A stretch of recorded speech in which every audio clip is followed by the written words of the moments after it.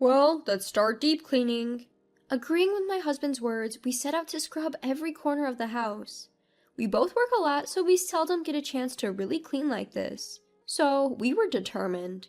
At that time, we never imagined what was about to happen. My name is Sarah. I'm a 48-year-old part-time worker. My husband, John, is the same age and works a full-time job. We have a son, but since he started his job, he moved out of state, so now it's just John and me. We moved into this house about 5 years ago. John's dad was getting sicker, and John wanted to be close to keep an eye on him, so we moved to an apartment near his parents' house. However, John's dad passed away just a year later. Despite this, we didn't see a reason to move again, so we've stayed here. John's mom lives alone in the old family home, just a 5-minute walk away. She likes to be in control and wants to be appreciated for it. John says she's always been like this, but it's gotten worse since his dad passed away. She's quite dependent, loves John as her son, and seems to wish we would move in with her. She sees me as an obstacle, but she is afraid of being disliked by her son, so she never says anything outright. The most shocking thing so far was when she brought a hand-knit scarf. It had a big heart on it and was embroidered with John's name. That definitely surprised me. On top of that, it seems she even suggested to John, "Why don't you divorce your careless wife who neglects the housework for her job and live with me?" But ever since John made it clear that he doesn't appreciate his mother's pushy behavior or her habit of making him thank her repeatedly to assert her superiority, things have gotten slightly better, I think. She probably feared being disliked by John. But for me, my mother-in-law is more than just a nuisance. The other day, she brought over a mountain of vegetables, saying, "My friend of a friend gave me these, so I'm giving them to you." Upon closer inspection, they were clearly wilted and starting to rot, entirely unusable. Even when I tried to politely decline, she snapped back. "Are you trying to make me look bad? My friend of a friend worked hard to grow these."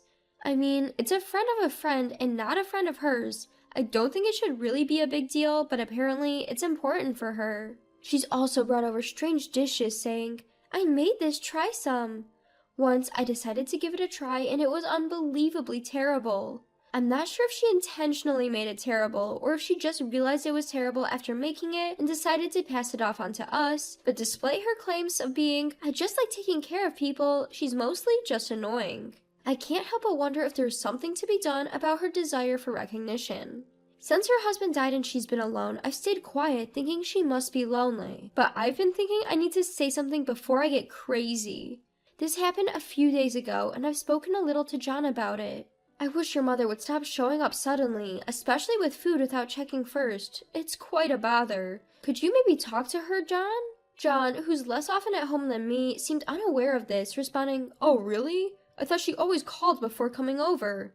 The next day, while I was at work, my mother-in-law called my cell phone. She never calls, so I assumed something was wrong and hurriedly answered. "Sarah, I'm making curry today. What time will you be home? Let me know so I can bring it over," she said, leaving me at a loss for words.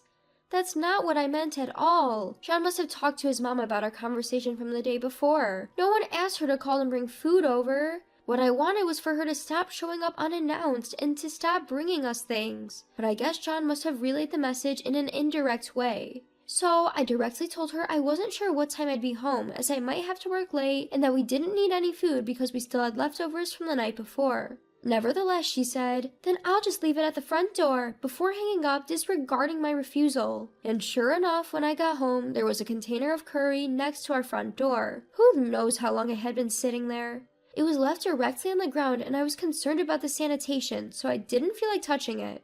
I decided to tell John about it when he got home. After a while, when John came home, I told him about what had happened with his mom today. John then said, "Huh?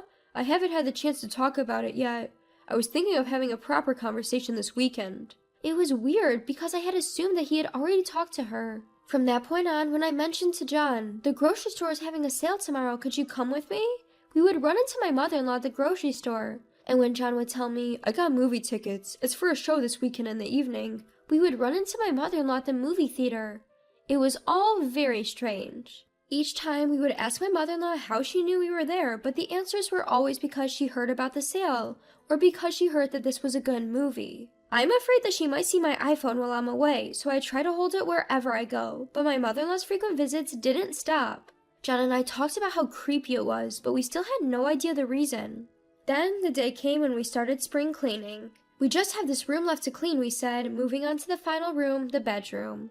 In the corner of the bedroom, I realized that plugging into an unused outlet, it was a power strip we didn't know. We knew the outlet was there, but we seldom used it because we don't need much power outlets for the bedroom. And yet, here was this unfamiliar power strip. John and I looked at each other puzzled and wondered, what's this? John then picked it up and pulled it out. As he examined the unplugged power strip, his face went pale. I frowned, unsure of what was going on, and looked at him. John set the power strip down and gestured for me to leave the room. Once we stepped into the living room, John said in a hushed voice, "This might be a bug." What? Taken back by his unexpected words, I furrowed my eyebrows. John asked me again if I recognized the power strip, but I had no recollection of it at all. Come to think of it, we had watched a TV show together recently, and it mentioned that power strips were commonly used for planting bugs. And if it was indeed a bug in there, that would mean someone had been in our bedroom. But who? And why? We exchanged glances, wondering if we should report this to the police. I was confused with a mix of discomfort and fear, but then the doorbell rang. It was my mother-in-law. "Here, this is a sweater for you, John. It's getting colder these days. This will keep you warm, so make sure to wear it," said my mother-in-law, handing over the sweater to John with a smile. She added, "It would be troublesome if you catch a cold again," and that made me confused. We were in the middle of deep cleaning, and once it was done, we planned to wax the floor. The wax would take over half a day to dry, so we told my mother-in-law we were planning to stay elsewhere for the night and asked her to leave. After she left, John and I discussed, and it turned out he was thinking along the same lines. "I wonder, should we report this to the police, even if it is family?" I asked him in a low voice, but John looked conflicted. "It's just that if we call the police over this, it would be embarrassing for the family, and we don't know the purpose." We had suspicions that my mother-in-law might be the one who had planted the bug. We had numerous questions, like how she could have entered and planted it, or why she would do such a thing. But lately, my mother-in-law had a tendency to appear at the locations we were discussing in our bedroom. And like her comment about John's cold, something we hadn't directly told her about made us suspicious. We assumed that my mother-in-law was the perpetrator and discussed how we could gather evidence to either confront her or call the police. After discussing various possibilities, John seemed to have an idea and said, "Leave it to me," then heading off to the bedroom. John took the bug to another room and plugged it into a power outlet. He then covered it with a newspaper and pointed a fan towards it. I was puzzled, but John explained it to me. By covering it with a newspaper and blowing air at it, a rustling sound would be picked up by the bug. Anyone listening would surely think it had malfunctioned. Sure enough, that made sense. If they thought it was malfunctioning, they would either retrieve it or try to plant another one. "Let's see what happens over the next few days." If my mother-in-law found some excuse to visit and managed to get into our bedroom without us noticing, then we could catch her and confront her. Though he had said we should watch for a few days, the incident happened quicker than we had expected. We had told my mother-in-law earlier that we would be out for the night, but due to these unexpected events, we decided to skip the floor waxing, canceled our plans, and stayed home. Then, in the middle of the night, we heard the front door unlock. Surprised, John and I looked at each other, and then the bedroom door opened. I seized the moment and turned on the light. There stood my mother-in-law. "Weren't you supposed to be out for the night?" Stunned, my mother-in-law spoke up. "I canceled our plans," I told her. "We found a bug in our home. We had tweaked it a bit to make it seem like it had malfunctioned. So I thought maybe the perpetrator would come to check on it." With that, my mother-in-law took a step back. However, John was not going to let her get away so easily. He took the key to our home from her hand. "We never gave you a spare key, did we?" At John's words, my mother-in-law turned pale. "So, I thought you'd sneak into our bedroom during your visit, but instead you entered with a spare key and planted the bug? Is that it?" I glared at my mother-in-law. "What is a bug? What are you talking about?" Playing dumb, I went to get the bug. I covered this with newspaper and pointed a fan at it. If you were listening, you'd have heard a rustling sound. You thought it was malfunctioning and came to check on it, didn't you? I spoke with a firm tone, but my mother-in-law simply looked away without saying a word. I'm getting angry. It's quite absurd, but it seems there are people who bug others as part of their bullying. Were you looking for my weak spots? Or did you want to know more about John? Or maybe you missed him. You heard us talking about where we were going, and that's why you often ran into us out and about, right? I understand you might be lonely since your husband passed away, but this is a bit much. Even after I said all this, my mother-in-law refused to look at me. I continued. By the way, it's unacceptable to leave food on the floor in its container without even bagging it. It's dangerous and unhygienic. We end up having to throw it out, which is a waste. Also, we can't use all those vegetables you bring that are on the verge of spoiling.